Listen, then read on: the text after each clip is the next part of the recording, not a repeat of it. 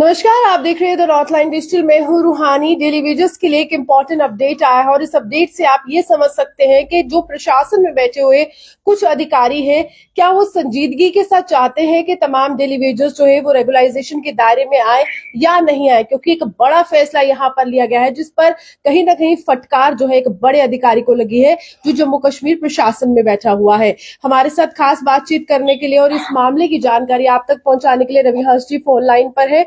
इनसे जानते हैं कि आखिरकार क्या है पूरा माजरा और किस तरह से एक बड़े अधिकारी को फटकार का भी सामना करना पड़ा। रवि जी, क्या जानकारी है डेली वेजेस के लिए? मैम, सबसे पहले आपके चैनल का बहुत बहुत धन्यवाद।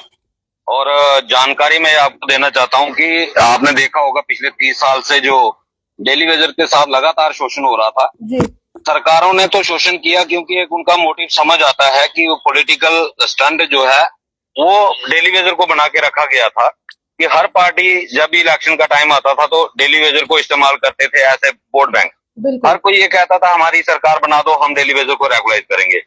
लेकिन जो सरकारी बाबू, जो बड़े अधिकारी, जो जिनको principal secretary, chief secretary level के लोग हैं, इनको 2.5-3 लाख रुपए सैलरी दी जाती है जनता के काम करने के लिए। बिल्कुल, क्योंकि सियासत अलग चीज है और एक सर्विस जो है ये गवर्नमेंट सर्विस, कोई भी गवर्नमेंट एम्प्लॉइज है वो एज ए पब्लिक का सर्वेंट होता है और उसकी जिम्मेवारी बनती है ऐसे फैसले लेना जो जनता के हित में हो, जनता की बेहतरी के लिए हो। जब सरकारें अगर किसी के साथ इंसाफ ना करें तो एक ही रास्ता बच जाता है और वो है न्यायालय, जिसको हम कोर्ट कहते हैं। और कोर्ट में जब कोई पिटीशन दायर करता है और उसके हक में फैसला आ जाता है तो ये बड़े अधिकारी जो बाबू लोग हैं ये अपने आप को कानून से भी ऊपर समझना शुरू कर देते हैं और ये हर किस्म के रोड़े अटकाने की कोशिश करते हैं जिससे कि गरीब जनता को इंसाफ न मिले। और यही इस केस में भी हुआ है। हमारे एक डेली वेजर साथी ने पिटीशन दायर की थी जिसमें उसकी रेगुलाइजेशन का ऑर्डर हो चुका था। लगभग मेरे ख्याल में 2023 में उसकी जजमेंट हुई है और 2023 से लगातार वो कैट जो हमारी सेंट्रल एडमिनिस्ट्रेटिव ट्रिब्यूनल है वो बार बार नोटिस कर रही थी कि इसके ऑर्डर को इम्प्लीमेंट करो। और देखिए, विडंबना देखिए कि अधिकारी अपने आप को कानून से भी ऊपर समझना शुरू हो चुके हैं कि कोई जो उन्होंने जवाब फाइल करना था कोर्ट के अंदर, अगर आप ऑर्डर इंप्लीमेंट नहीं करते हो तो आपको उसका रीजन देना पड़ता है। लेकिन 12 बार नोटिस देने के बावजूद इस अधिकारी की तरफ से कोर्ट के अंदर अपना जो रीजन देना था, जो जवाब दाखिल करना था, वो नहीं किया गया। और आज कहीं ना कहीं कोर्ट ने इसका संज्ञान लिया है और आज उनकी सैलरी बंद करने का आदेश जो है वो कल कैट ने जारी कर दिया है। तो ये पहला फाइनेंशियल कमिश्नर है, ये हमारे प्रिंसिपल सेक्रेटरी भी है और फाइनेंस के कमिश्नर भी है। ठीक है।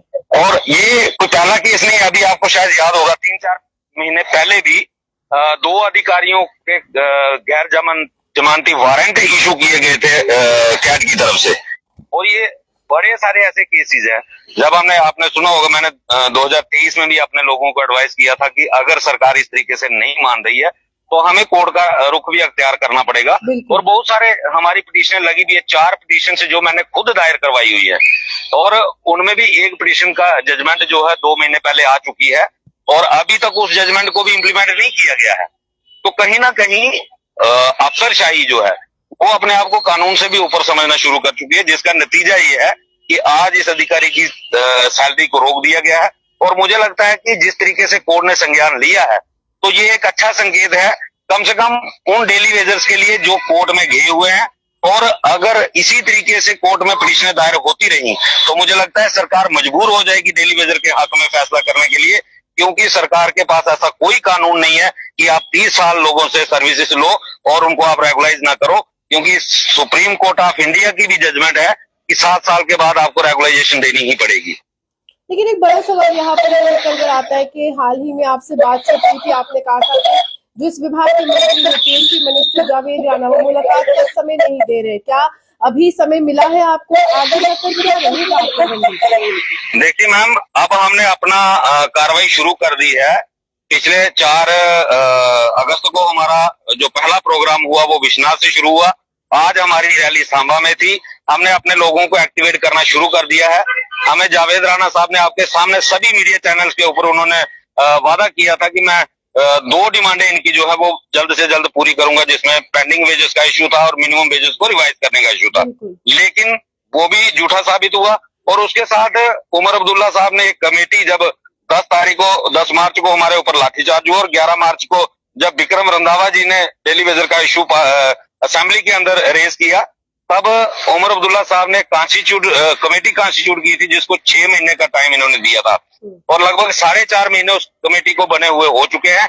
लेकिन अभी तक जो रवैया कमेटी का है, मुझे नहीं लगता कि कमेटी डेली वेजर के मुद्दे के ऊपर सीरियस है। इसीलिए हमने अपने लोगों को एक्टिवेट करना शुरू कर दिया है। डिस्ट्रिक्ट वाइज हमारे प्रोग्राम शुरू हो चुके हैं। जैसे ही उस कमेटी के 6 महीने पूरे हो जाते हैं, अगर डेली वेजर के लिए वो कमेटी कोई बड़ी घोषणा नहीं करती है, तो पीएचई एम्प्लॉयज यूनाइटेड फ्रंट फिर दोबारा एजिटेशन के लिए तैयार बैठा है। सरकार को ना चैन से खुद बैठेंगे और ना सरकार को बैठने देंगे। लेकिन सरकार तो स्टेटहुड का ही रोना रो रही है। अगर मुख्यमंत्री की बात करें, हर मंच पर वो स्टेटहुड की बात कर रहे हैं। डेली वेजेस के लिए क्या है, वो कहते हैं कमेटी बना दी है, बस इतना ही जवाब है। मैम, कमेटी इन्होंने बना दी, हमें कोई ठीक है, हम उस कमेटी के लिए उस वक्त भी एग्री नहीं थे, लेकिन हमारे कश्मीर डिवीजन की तरफ से जब कमेटी का वेलकम कर लिया गया तो हमारे पास कोई ऑप्शन नहीं बचता था, क्योंकि जब लगभग 70% लोग कमेटी के फेवर में थे, हम 30% पीएचई के खाली लोग थे, फिर भी हमने कहा कि चलो ठीक है, अगर हमारा आधे हिस्से ने स्टेट के आधा हिस्सा अगर उनका वेलकम कर रहा है तो हमने भी उनको मान लिया कि हम 6 महीने का टाइम देते हैं और अब 6 महीने भी पूरे होने वाले हैं। मैम, ये स्टेटहुड का जो रोना रो रहे हैं, इससे डेली वेजर का कोई लेना देना नहीं है। सेंट्रल गवर्नमेंट के साथ हमारा लगभग बातचीत 3-4 बार हो चुकी है और सेंट्रल गवर्नमेंट ने स्पष्ट कहा है कि ये प्रोटोकॉल जो है वो स्टेट गवर्नमेंट का है। जहां स्टेट गवर्नमेंट अगर हमारे पास कोई प्रपोजल लाती है तो हम इनकार नहीं करेंगे, लेकिन सबसे पहली जिम्मेवारी बनती है जम्मू कश्मीर कैबिनेट की।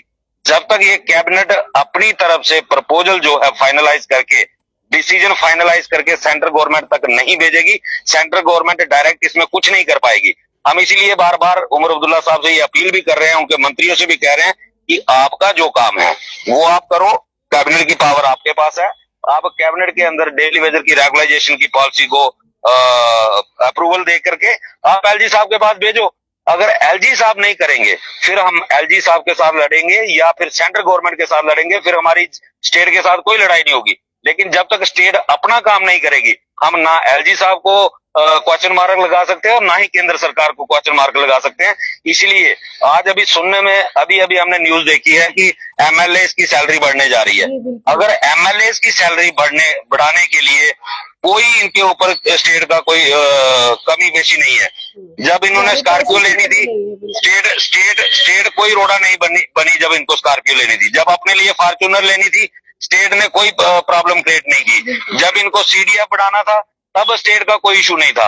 तो जब डेली वेजर की रेगुलाइजेशन की बात आती है तो ये स्टेटहुड का रोना रोने लगते हैं। मैम, ये सिर्फ लोगों को गुमराह करने की कोशिश हो रही है और मैं अपील करना चाहूंगा उमर साहब से कि आप ये रोना धोना बंद करके, अगर आपके पास पावर है तो आप कैबिनेट के अंदर करके एलजी साहब के पास भेजो, उसके बाद हम देखेंगे कि हमें क्या करना है। हमने मॉनसून सेशन में भी देखा है कि जो जम्मू कश्मीर के तमाम जो सांसद हैं, उनकी जुबान से भी अभी तक डेली वेजर के मसले को लेकर कुछ भी बात नहीं निकली है। विभिन्न मसलों की वो चर्चा करते हैं कि रेल चला दीजिए, सड़कें बना दीजिए, लेकिन जो इंसानी मसला है उसको लेकर कोई कुछ नहीं बोला इस बार। मैम, इस बार थोड़े हालात बदल चुके हैं, क्योंकि पहले आपने देखा कि पहले जब भी पार्लियामेंट पिछले 2019 से लेके 2024 तक पार्लियामेंट सेशन होता था, कोई ना कोई, चाहे वो नेशनल कॉन्फ्रेंस के सांसद मसूदी साहब थे या हमारे जम्मू के सांसद जुगल जी थे, दोनों ने बार बार डेली वेजर का मुद्दा उठाया। क्योंकि उस वक्त जो है, उस वक्त यहाँ पे UT full fledged UT lead कर रहे थे हमारे एलजी साहब। इस बार थोड़ा बदलाव हो चुका है। इस बार एक चुनी हुई सरकार जम्मू कश्मीर को चला रही है और इस बार जो सारी ताकत जो है वो सरकार के पास है। इसलिए मुझे नहीं लगता कि सांसद इस मुद्दे को वहां पे उठाएंगे, क्योंकि ये प्रोटोकॉल जो है ये स्टेट गवर्नमेंट का है और हम स्टेट गवर्नमेंट के एम्प्लॉइज हैं और हमारे लिए जो भी डिसीजन लेना वो स्टेट गवर्नमेंट को लेना है। तो स्टेट गवर्नमेंट जब तक अपना काम नहीं करेगी, जब तक ये कोई फाइल सेंटर में भेजेंगे नहीं, तो सेंटर किस चीज पे इनको अप्रूवल देगा? यानी आप ये कह रहे हैं कि डेली वेजर जो है अब ये सियासत के खेल से उभर चुका है, समझ चुका है कि जो स्टेट गवर्नमेंट के जुरिस्डिक्शन में आता है वो उनको ही करना है, वो भाग नहीं सकते हैं। जिस तरह से लगातार विपक्ष भी, यहाँ पर भाजपा भी सवाल खड़े कर रही है, तो डिप्टी सीएम तो हमेशा भाजपा को ही कोसते हैं कि पिछली सरकार या एलजी का प्रशासन आपका था, इस बार सरकार भाग नहीं सकती है, आप पूरी तैयारी के साथ आएंगे। मैम, बिल्कुल यही तो होता है। मैं इसीलिए मैंने इलेक्शन से पहले भी कहा था कि ये डेली वेजर फुटबॉल बन जाएगा। आज डिप्टी सीएम साहब बीजेपी को कोस रहे हैं, और आज से 1 साल पहले बीजेपी एनसी को कोसती थी। बिल्कुल। आज से 1 साल पहले जब बीजेपी इनडायरेक्टली जम्मू कश्मीर में सरकार में थी, तो वो सारे एलिगेशन एनसी पे लगाते थे। आज एनसी सरकार में आ गई, आज सारे एलिगेशन बीजेपी पे लगाए जा रहे हैं। और मुझे पता है कि जब तक ये दोनों पार्टियां नहीं चाहेंगी, डेली वेजर का कुछ नहीं होगा। सबसे पहले इसमें सबसे जरूरी है कि उमर साहब अपनी कैबिनेट में इसको पास करें, और फिर वो एलजी साहब के पास जाएगा, फिर बीजेपी की वहां पे जरूरत पड़ेगी। और ये हमें स्पष्ट है कि जब तक बीजेपी नहीं चाहेगी, एलजी साहब नहीं करेंगे। इसीलिए हम राज्य सरकार को कह रहे हैं, आप अपना काम करो। उसके बाद अगर कोई रुकावट आती है, अगर बीजेपी उसको रोकने की कोशिश करती है, तो सारी जनता को पता चलेगा कि खामियां कहां पे है। लेकिन जब तक नेशनल कॉन्फ्रेंस की सरकार अपना काम नहीं करेगी, तो दूसरे के ऊपर ठीकरा फोड़ने की कोशिश करेंगे। तो ये सिर्फ टाइम किल करने वाली बात है, समय की बर्बादी है, और लोगों को गुमराह करने की कोशिश होगी। और ऐसे अब डेली वेजर गुमराह होने वाला नहीं है। इतनी तो हम सेंस रखते हैं कि ये प्रोटोकॉल किसका है और किसकी यूडक्शन में आता है और किसके पास पावर्स हैं इन सब चीजों को लागू करने की। ये आज भी असेंबली के पास पावर है, और असेंबली जब तक नहीं करेगी, तब तक इसमें डायरेक्ट केंद्र सरकार कुछ नहीं कर सकती। पिछली मर्तबा आपने असेंबली को घेरने की कोशिश की थी और कहीं ना कहीं लाठीचार्ज का भी सामना करना पड़ा था।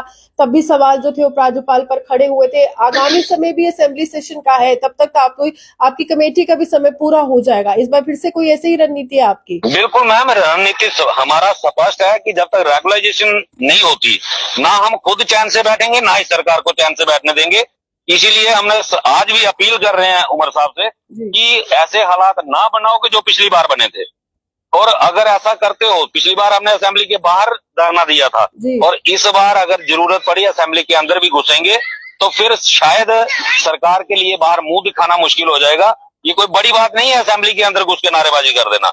तो इन चीजों से हम कभी भी सरकारों के टकराव में आना नहीं चाहते। हमें कोई हमारा पॉलिटिकल मोटिव नहीं है, हमें कोई पॉलिटिकल लाइन में नहीं आना है कि हमें अपने आप को हाईलाइट करना है। हम चाहते हैं हमारे बच्चों का जो राइट बनता है, जो हमने 30-30 साल डिपार्टमेंट्स को दिए हैं, जो हमने काम किया है, सरकारी डिपार्टमेंट चलाए हैं, हमारा जो हक बनता है, अगर आप अपने सारे हक ले रहे हो, जो आपको नहीं भी चाहिए, जिनकी जरूरत नहीं भी है, वो आप फैसिलिटीज ले रहे हो, जो हमारा कॉन्स्टिट्यूशनल हक बनता है, जिस हक को देने के लिए आज आईएएस अफसरों के ऊपर भी सैलरी बंद करने जैसे आदेश लागू हो रहे हैं। कदम है, ये बड़ी पहल है इस बार। तो इसका साफ स्पष्ट मतलब है कि डेली वेजर जो क्लेम कर रहा है पिछले 30 सालों से रेगुलाइजेशन का, वो जेन्युइन है। और जब सुप्रीम कोर्ट से ऐसे आदेश आते हैं, तब भी उसके बावजूद सरकारें अगर काम नहीं करती, अपना जो उनका काम है, जो उनकी मॉरल ड्यूटीज है, किस चीज के लिए आईएएस अफसर को भर्ती किया जाता है? पब्लिक के लिए। जब पब्लिक त्राही कर रही है, लोग डिमांड्स कर रहे हैं, उनकी डिमांड नहीं सुनी जा रही, उनके लिए कोई काम नहीं किया जा रहा, उनकी फाइलें अप्रूव नहीं की जा रही, और फिर 2.5 लाख 2.25 लाख रुपया एक प्रिंसिपल सेक्रेटरी जो है वो सैलरी लेता है, बाकी जो एक्सपेंसेस होते हैं वो अलग से। तो 2.5 लाख सैलरी किस चीज की लेते हैं? और मुझे तो हंसी आती है ऐसे कानूनों पे। हमारे एलजी साहब कहते थे कि मैंने एक 2248 का ऑर्डर बना के रखा है कि जो अधिकारी काम नहीं करेगा, जो एम्प्लॉइज काम नहीं करेगा, मैं उसको जबरदस्ती रिटायर कर दूंगा। लेकिन जब उनकी नाक के नीचे बैठे ऐसे अधिकारी हैं जिनको आज कोर्ट की फटकार पड़ रही है, तो उसमें एलजी साहब के कानून कहाँ जाते हैं? मुझे तो ये समझ नहीं आती कि क्या कानून सिर्फ 4th क्लास एम्प्लॉइज तक लागू होते हैं? जो बड़े अधिकारी हैं वो क्या कानून से ऊपर है? ये बड़ी एक सोचने का विषय जम्मू कश्मीर के अंदर है कि जम्मू कश्मीर के अंदर इस लेवल की तानाशाही चल रही है, जहां आज कोर्ट भी मजबूर हो चुकी है, कोर्ट के आदेश भी यहाँ पे लागू जो है वो नहीं हो पा रहे हैं। एक समय ऐसा था, आपने कहा था कि ह्यूमन राइट का भी दरवाजा खटखटाना पड़ेगा, मानव अधिकार का उल्लंघन हो रहा है, और आपने कहा मैं तैयार हूँ, लेकिन डेली वेजेस का साथ चाहिए। क्या अभी डेली वेजेस आपके साथ है? मैम, थोड़ा सा उसमें एक टेक्निकली कमी आ रही है, और उसमें भी देखो यहाँ हमें जम्मू कश्मीर के अंदर बताया जाता है कि सारी सर्विसेज जो है वो ऑनलाइन हमने कर दी है। लोगों को फैसिलिटी, लोगों को घर से बाहर नहीं जाना पड़ेगा। मेरा एक कोई उसी सिलसिले में मैंने एक डॉक्यूमेंटेशन का काम था जो सिंगल विंडो पे अप्लाई किया हुआ है। पिछले मार्च 2025 को, 15 मार्च 2025 को मैंने अप्लाई किया था, और तब से लगातार वो साइट बंद आ रही है, और पिछले 4 या 5 दिन वो साइट खुली थी। अब भी लगातार 1 महीने से सिंगल विंडो बंद है, और लोगों के काम जो है अटके पड़े हैं, और सरकार दावे ठोकती है हमने सारी सुविधाएं यहाँ पे जम्मू कश्मीर के अंदर लागू कर दी। और अगर वो चीज मुझे, वो डॉक्यूमेंट मिल जाता, तो मैं अब तक ह्यूमन राइट कमीशन में भी चला गया होता और मैं उसमें लगा हुआ हूं। जैसे ही वो डॉक्यूमेंट मेरा कंप्लीट हो जाता है तो उसके बाद ह्यूमन राइट कमीशन का भी दरवाजा खटखटाएंगे। इस सरकार को स्पष्ट हमारा मानना है, इस सरकार को हम चैन से बैठने नहीं देंगे। रेगुलाइजेशन के बिना कभी भी कंप्रोमाइज जो है वो नहीं होगा। यानी अगर आपको मुलाकात के लिए बुलाया जाएगा जावेद राणा की तरफ से तो आप स्पष्ट रूप से कहेंगे कि रेगुलाइजेशन या पेंडिंग वेजेस इन दोनों में से कोई एक मामला पहले हल कर दीजिए, उसके बाद बात करेंगे। नहीं मैम, वो तो स्पष्ट है। हमें कोई कभी भी बुलाया, हमने स्पष्ट कहा हम टेबल पे जब बुलाओगे तब आएंगे। लेकिन अब अगर कोई हमें ये कहे कि आप स्ट्राइक खत्म कर दो, आप धरने खत्म कर दो, हम 15 दिन के बाद करेंगे, महीने के बाद करेंगे, वो नहीं होगा। आप हमारी रेगुलाइजेशन आज अनाउंस करो, हम आज अपनी दरियां उठा लेंगे, आज अपने घर चले जाएंगे। लेकिन जब तक रेगुलाइजेशन नहीं होगी तब तक हम किसी के बहकावे में आने वाले नहीं है। चलिए, साफ तौर पर शुक्रिया हमसे बात करने के लिए। रवि हंस जी हमारे साथ थे। एक बड़े अधिकारी की सैलरी को जो है यहाँ पर रोक दिया गया है। कारण यही है कि जिस तरह से शुरुआत में उन्होंने बताया कि एक डेली वेजर जो गुहार लगा रहा था न्यायालय से कि देखिए मेरे टेन्योर उतना हो गया है, मैंने उतनी सर्विस दे दी है और उतनी सर्विस के जो मायने ये है कि मेरे को रेगुलाइजेशन के दायरे में आना चाहिए था, लेकिन साथ अन्याय नहीं होना चाहिए। इसलिए जिस एक अधिकारी की मैं बात कर रही हूं तो वो वित्त आयुक्त जिनको कहा जाता है, फाइनेंशियल कमिश्नर, उनको जो है यहाँ पर तलब किया गया। उनको कहा गया कि पिछली पेशी में आप सामने नहीं आए, बातचीत नहीं हुई, मसला हल नहीं हुआ, इसलिए अब जो है एक सजा के तौर पर फटकार भी लगाई गई कि हम आपकी सैलरी को जो है वो रोक रहे हैं। डेली वेजेस के लिए अगर न्यायालय सामने आ सकता है, अगर कोर्ट सामने आ सकता है तो कोर्ट बहुत अच्छा काम कर रहा है। न्याय मिला है उस डेली वेजर को जो बरसों से ये उम्मीद लगाए बैठा था कि देखिए मेरे को रेगुलाइजेशन के दायरे में लाया जाएगा। सरकार से तो उम्मीद जब टूटी तो न्यायालय का दरवाजा खटखटाया, लेकिन जब कोर्ट ने ये देखा कि जानबूझकर यहाँ पर अधिकारी जो है वो बात नहीं मान रहे हैं या बात नहीं सुन रहे हैं, तो उसके बाद कोर्ट जो है हरकत में आता है और कोर्ट जो है इस एक अधिकारी को, फाइनेंशियल कमिश्नर की जो सैलरी है, और जिस तरह से रवि हंस जी ने भी कहा कि इसकी सैलरी को जो है वो कोर्ट के द्वारा जो है वो रोक दिया जाता है, और जिसके बाद जो है एक बड़ा कदम माना जा रहा है कि चलिए सरकार नहीं तो कम से कम न्यायालय जो है वो तो आपके पक्ष में है। ये बड़ी बात है। हालांकि आपको बता देते हैं कि कुछ मीडिया रिपोर्ट्स की माने तो ये भी कहा जा रहा है कि अभी जो डेली वेजर्स जो है उनके लिए जो है सैलरी का प्रावधान या पेंडिंग वेजेस का प्रावधान नहीं है, क्योंकि सरकार यहाँ पर बजट की बात करती है। सरकार कहती है कि हमारे पास उतना पैसा नहीं है, लेकिन यहाँ पर ये कहा जा रहा है कि जो तमाम विधायक है या फिर एक्स लेजिस्लेचर्स है यानी कि पूर्व विधायक है, उनकी सैलरी को जो है वो बढ़ा दिया गया है। यानी कि 3 लाख रुपए का अनुमान लगाया जा रहा है। एक आंकड़ा कुछ मीडिया चैनल्स के द्वारा दिया जा रहा है। हालांकि मैं इसकी पुष्टि नहीं करती हूँ क्योंकि वो ऑफिशियल इंफॉर्मेशन मेरे पास तो अभी तक नहीं आई है। जिस भी मीडिया चैनल ने ये खबर ब्रेक की है उन्होंने सोर्सेज का हवाला दिया, और सोर्सेज का मतलब होता है कि हो सकता है और हो नहीं भी सकता है, इसलिए ये ऑफिशियल तो नहीं है। लेकिन हाँ, जहां से हमने कहा कि ये कुछ खबरें वायरल हो रही है और ये र्यूमर भी हो सकते हैं लेकिन सच भी हो सकते हैं, इसमें हम कोई स्पष्टता नहीं बता सकते। तो इसको लेकर 3 लाख रुपए कहा जा रहा है कि एमएलए की सैलरी हो सकती है, और साथ ही साथ जो एक्स लेजिस्लेचर्स है उनकी जो है पेंशन जो है वो 1,90,000 रुपया हो सकती है। तो इसको लेकर जो है लगातार अब यहाँ पर सवाल ये खड़े किए जा रहे हैं कि 12 बार जो है समझाया गया, बुलाया गया कि एक फाइनेंशियल कमिश्नर को कि आप जवाब दे दीजिए और आप बता दीजिए कि आखिरकार ये जो शख्स है इसकी जो है रेगुलाइजेशन क्यों नहीं हुई। और सरकार को जो है लगातार उस व्यक्ति ने उम्मीद से देखा था लेकिन कुछ नहीं हुआ, और कोर्ट की अनदेखी का ही जो है यहाँ पर एक प्रमाण है कि किस तरह से कोर्ट की अनदेखी की गई और फाइनेंशियल कमिश्नर की सैलरी को जो है वो रोक दिया गया। साथ ही साथ जो प्रशासन है उसको भी जो है वो फटकार लगाई गई। और जल शक्ति विभाग के लिए जो है ये एक बहुत बड़ी बात है कि जल शक्ति विभाग के जो वित्त आयुक्त फाइनेंशियल कमिश्नर के खिलाफ जो है कैट ने एक बड़ी कार्रवाई की है, और सुनवाई में गैर हाजिरी और जवाब न देने पर नाराजगी भी जो है कोर्ट ने जताई है, और साफ तौर पर यह कहा है कि आप चाहते ही नहीं है कि किसी भी गरीब का भला हो, क्योंकि आप सरकारी बाबू हैं, आप एसी वाले कमरे में बैठेंगे, आपको एसी वाली गाड़ी चाहिए, आपको जो है हर व्यवस्था आपके लिए होती है, आपको हर एक चीज जो है सरकारी मिलती है, आपको खर्चा भी नहीं इतना होता है, टीए डीए महंगाई भत्ता सब कुछ आपको मिलता है। लेकिन एक आम आदमी से पूछे जो 9,000 रुपए सैलरी लेकर अपना जीवन व्यापन कर रहा है। तो फिलहाल मीडिया रिपोर्ट्स की माने तो कहा जा रहा है कि 3 लाख रुपए सैलरी जो है विधायक की जो मौजूदा है, और साथ ही साथ 1,90,000 रुपए सैलरी जो है एक्स लेजिस्लेचर की हो सकती है, पूर्व विधायक की हो सकती है। हालांकि मैं इसको एक बार फिर से कहूंगी कि मैं इसकी पुष्टि नहीं करती हूं, लेकिन हो सकती है। कुछ मीडिया रिपोर्ट्स में ऐसा कहा गया है। तो इसको लेकर एक बड़ा सवाल रवि हंस जी ने भी उठाया और वही जहन में पहला यही आता है कि अगर आप अपनी सैलरी को बढ़ाने के लिए, आपके पास फंडिंग की कमी नहीं है, आपके पास जो है यहाँ पर बजट की कमी नहीं है, आपके पास पैसे की कमी नहीं है, आपने खुद कहा दे जो हमारे जम्मू कश्मीर के मुख्यमंत्री, मैं मानता हूं कि महंगाई बढ़ी है, मेरे साथ जो अधिकारी थे वो पहले जो थे कम सैलरी लेते थे, अब वो मुझसे ज्यादा सैलरी लेते हैं, तो जब वो खुद भी चाहते हैं सैलरी बढ़े, विधायकों की भी वो बढ़ा रहे हैं, तो बड़ा सवाल ये है कि डेली वेजेस का, वो पेंडिंग वेजेस का 400 करोड़ रुपए से ज्यादा का जो अमाउंट है, जो आंकड़ा है, वो अभी तक रिलीज क्यों नहीं किया गया? क्योंकि हो सकता है कि वो अमाउंट देना ही नहीं चाहते हो, क्योंकि वो तो भार है सरकार के ऊपर कि वो 400 करोड़ का जो अमाउंट है, जो पैसा है, अगर वो सरकार दे देती है तो काफी ज्यादा फाइनेंशियल इंप्लीकेशंस आ जाएंगे, भार लग जाएगा सरकार को, और सरकार को ऐसा लगेगा कि नुकसान हो रहा है पैसे का। लेकिन हाँ, जब खुद के लिए स्कॉर्पियोस खरीदनी है, खुद के लिए गाड़ियां खरीदनी है और अपने लिए फॉर्च्यूनर्स खरीदनी है, एसयूवीज खरीदनी है, तमाम व्यवस्थाएं चलानी है और हर एक चीज अपने लिए करनी है, चाहे विधायक हो चाहे मुख्यमंत्री हो, तब कोई खर्चा बड़ा नहीं लगता है, क्योंकि वो खुद के लिए होता है, वो पर्सनल बेनिफिट के लिए होता है। हालांकि एक विधायक महराज मलिक, जिन्होंने सबसे पहले कहा कि मैं चाहता हूं कि एमएलए की सैलरी बढ़े, अब उनका तर्क ये है कि वो ये कहते हुए नजर आ रहे हैं कि देखिए करप्शन कम होगी। अगर एक विधायक की सैलरी कम जो थी वो होती थी तो वो करप्शन की तरफ जाता था, कमीशन लेता था या कुछ भी ऐसे प्रोजेक्ट्स में पैसे कमाने की सोचता था। अब करप्शन कम हो जाएगी 3 लाख रुपए मिलने के बाद। लेकिन हमारे जो डेली वेजर्स है वो तो 9,000 रुपए में भी जैसे तैसे करके गुजारा करते हैं, पेंडिंग वेजेस उनको मिल नहीं रही है, रेगुलराइजेशन का कुछ पता नहीं है। जावेद राणा जो इस विभाग के मंत्री है वो ये कहते हैं कि आश्वासन दे रहे पेंडिंग वेजेस रिलीज हो जाएगा अप्रैल महीने में, लेकिन नहीं होता है।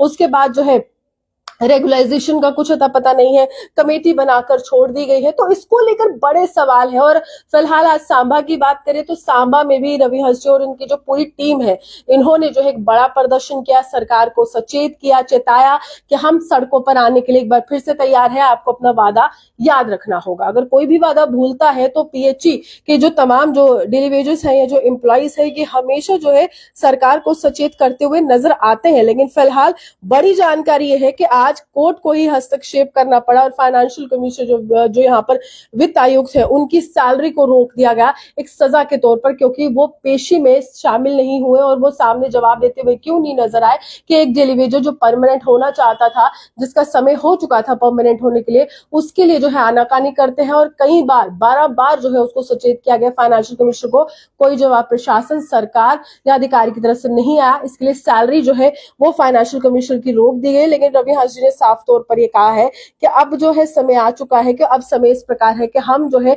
सरकार को आड़े हाथों लेने के लिए एक बार फिर से तैयार है। जम्मू कश्मीर में आगामी समय जो है असेंबली सेशन का है, एक बार फिर से हो जाएगा, 6 महीने का समय पूरा हो जाएगा। लेकिन फिलहाल जम्मू कश्मीर का भविष्य क्या होगा, इसको लेकर बड़ा सवाल है, क्योंकि यहाँ पर जहां तक हम देखते हैं तो नेशनल कॉन्फ्रेंस पिछले उपराज्यपाल के शासन को घेरती है, और उपराज्यपाल के शासन की बात करें तो भाजपा मौजूदा जम्मू कश्मीर की सरकार नेशनल कॉन्फ्रेंस को घेरती है। और अभी अगर स्थायी व स्थिर सरकार है तो ये जो एक प्रोटोकॉल है, ये जो एक दायरा है रेगुलाइजेशन का, ये सारा का सारा स्टेट गवर्नमेंट या यूटी गवर्नमेंट पर निर्भर करता है, जम्मू कश्मीर की मौजूदा सरकार पर निर्भर करता है। और जब रवि हंस जी कह रहे हैं कि मौजूदा सरकार उमर अब्दुल्ला की सरकार है, तो सवाल उन्हीं से किए जाएंगे और उन्हीं पर सवाल खड़े भी किए जाएंगे और जवाब उन्हीं से लिए भी जाएंगे। तो उनका ये कहना है कि आप अपना काम कर दीजिए, प्रपोजल बनाकर केंद्र सरकार को भेज दीजिए कि हम तमाम डेली वेजेस को रेगुलाइज करने वाले हैं या रेगुलाइज करना चाहते हैं।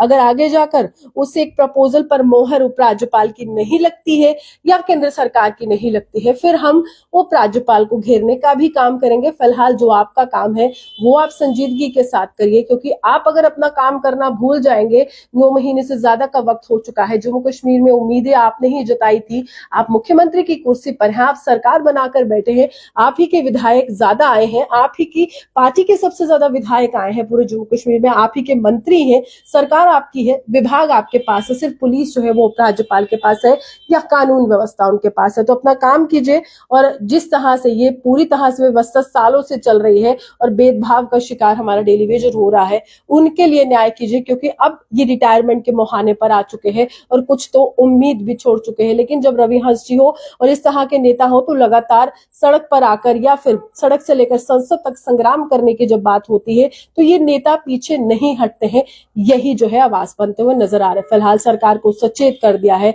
अंत में यही कहेंगे कि अगर आप चाहते हैं कि एक बार फिर से जो है जम्मू कश्मीर जो है यहाँ पर डेली वेजेस सड़कों पर ना दिखे, असेंबली सेशन में आपका घेराव ना हो, आप इनका मामला जल्द से जल्द हल कीजिए और प्रपोजल के तौर पर भेजिए केंद्र सरकार को।